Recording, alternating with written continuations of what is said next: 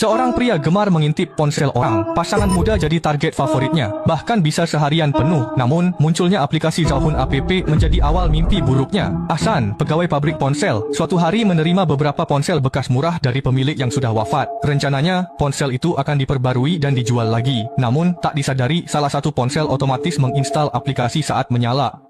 Aplikasi pemanggil arwah ini sangat menakutkan. Karena putrinya ulang tahun, bos pulang duluan dan membiarkan Ahsan menjaga ponsel-ponsel itu sendirian. Bos sempat melarangnya mengintip privasi pengguna, namun Ahsan tetap asyik menonton. Awalnya hanya foto selfie pasangan, tapi lama-kelamaan berlanjut ke ranjang hotel hingga Ahsan makin bersemangat. Anehnya, saat pria di video mengatur kamera untuk merekam momen berikutnya, lampu tiba-tiba padam. Tak lama, pria itu ketakutan lalu meringkuk dan mati misterius. Saat Ahsan terkejut, hantu pacar pria itu merayap ke kamera. Seketika, layar kantor dipenuhi wajah seram gadis itu. Suasana mencekam saat layar tiba-tiba menampilkan sosok Ahsan sendiri.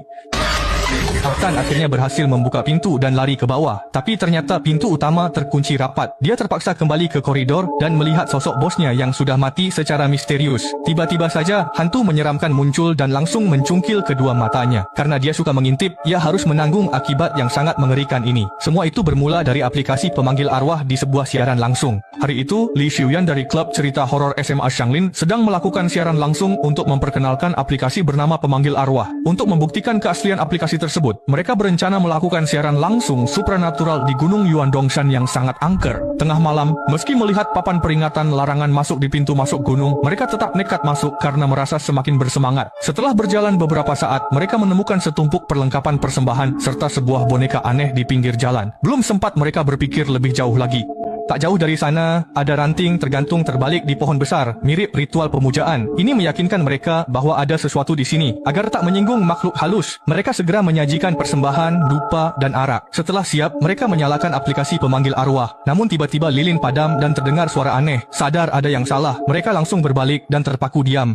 Membelakangi altar, terdengar suara kunyahan dari belakang. Benarkah arwah memakan sesaji? Karena tegang, mereka lupa mengarahkan kamera. Sadar hal itu, ketua menyalakan kotak pemanggil arwah sementara Ah Qiang memantau lewat ponsel. Tiba-tiba, bayangan melintas di layar diiringi tawa seram. Ah Qiang lari ke hutan seolah kerasukan. Xiuyan mengejar. Namun saat terkejar, Ah Qiang berkata aneh bahwa ia bisa melihat segalanya lalu lari lagi. Xiuyan terpaksa kembali sementara ketua panik memegang alat ritual sambil terus berdoa.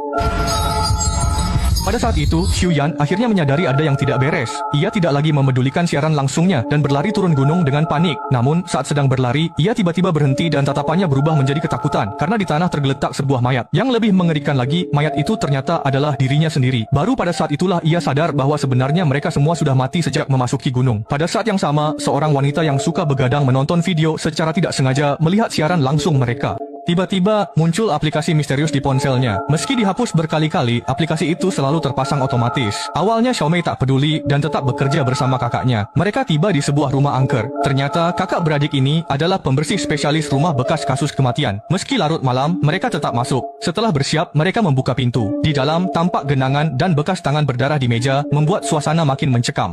Xiaomei mual ketakutan. Kakaknya mengira ia lelah, lalu menyuruhnya membersihkan bagian luar saja sementara ia masuk ke dalam. Saat Xiaomei memanggil, tak ada jawaban. Ia mulai mencari. Namun tiba-tiba lampu padam dan suasana rumah berubah mencekam. Pada saat itu juga, pintu di belakang Xiaomei tiba-tiba terbuka perlahan. Lihat adiknya ketakutan, sang kakak tetap tenang dan berkata, mati lampu itu wajar, jadi Xiaomei tak perlu takut. Mendengar itu, Xiaomei merasa hanya kurang tidur dan terlalu curiga. Ia pun kembali membersihkan TKP, namun tak lama ia tiba-tiba merasa ada yang mengawasinya. Xiaomei bertanya pada kakaknya soal pria tadi. Sang kakak bilang di rumah angker itu hanya ada mereka berdua, tak ada orang lain. Xiaomei bingung dan lanjut membersihkan noda darah di lantai. Namun, setetes darah terciprat ke wajahnya. Merasa jijik, ia gegas membasuh muka di kamar mandi. Sementara itu, sang kakak menyadari ada aplikasi baru di ponselnya. Tanpa sempat mengeceknya, ia melihat sesuatu yang menakutkan lewat layar. Saat itu juga, Xiaomei merasa ada yang aneh. Mendadak terdengar suaranya sendiri memanggil sang kakak dari luar pintu. Ketakutan, ponsel Xiaomei jatuh. Saat mau mengambilnya, tangan berdarah menjulur masuk, membuatnya nyaris pingsan. Ia segera mengambil ponsel dan menelepon kakaknya, tapi tak terhubung. Tiba-tiba, terdengar langkah kaki aneh di luar. Untuk mengecek, Xiaomei mengintip lewat kamera ponsel ke celah pintu. Merasa aman, ia keluar perlahan. Namun saat berbelok, ia kembali terkejut setengah mati. Xiaomei ketakutan dan bersembunyi di kamar mandi, tapi kakaknya malah menelepon mengajak pulang bersama. Kejadian aneh ini membuat Xiaomei curiga ada hal gaib. Ia pun membuka aplikasi pemanggil arwah untuk memastikan keberadaan hantu. Benar saja, saat melewati genangan darah, ia melihat bayangan hantu yang mengerikan. Namun, kejadian aneh aplikasi itu terus berlanjut. Suatu malam, sang ibu mengantar Zhenshu naik bus dan memintanya ke kota untuk konsultasi sekolah. Meski Zhenshu bosan mendengar omelan ibunya, ia tetap naik. Anehnya, bus itu kosong. Hanya ada gadis pucat di belakang yang terlihat menyeramkan. Tak lama, gadis itu tiba-tiba muncul di belakangnya dan ingin bertukar tempat duduk. Padahal bus kosong. Kenapa harus bertukar? Setelah ditolak Zhenshu, gadis itu kembali ke belakang. Namun penampilannya sama sekali tidak terlihat seperti orang hidup.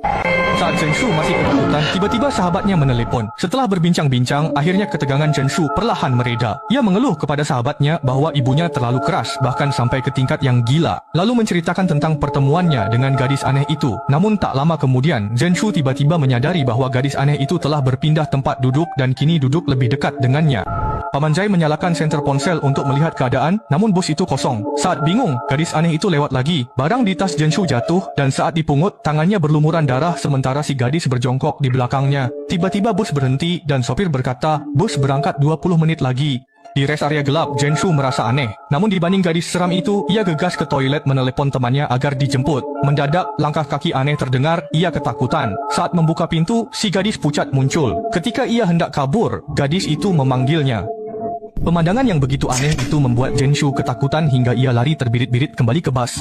Tepat saat itu, bus pun mulai berjalan dan ia mengira akhirnya berhasil lepas dari gadis itu. Namun tanpa ia sadari, hal yang lebih menakutkan justru menantinya. Di dalam bus, tiba-tiba terdengar suara pengumuman kursi dan suara itu semakin mendekat ke arah Zhenshu. Hingga akhirnya, gadis aneh itu pun tiba di samping Zhenshu. Entah berapa lama waktu berlalu, Zhenshu turun dari bus sambil membawa koper. Anehnya, ibunya juga ada di sana. Tapi kali ini, wajah Zhenshu dipenuhi senyuman seolah-olah dalam semalam ia berubah menjadi anak yang penurut. Dan sang ibu pun tampak sangat puas setelah memperhatikannya sejenak. Gadis ini bukan Jeong-suk asli. Ibunya menukar jiwa Jeong-suk dengan gadis penurut lewat bus hantu. Jeong-suk asli pun terperangkap selamanya di bus itu. Inilah film horor Korea terbaru, Soul Summoning App. Tiap cerita berawal dari aplikasi pemanggil arwah misterius. Entah karena ketidaktahuan atau distorsi sifat manusia, aplikasi ini mendatangkan malapetaka dan kematian seketika.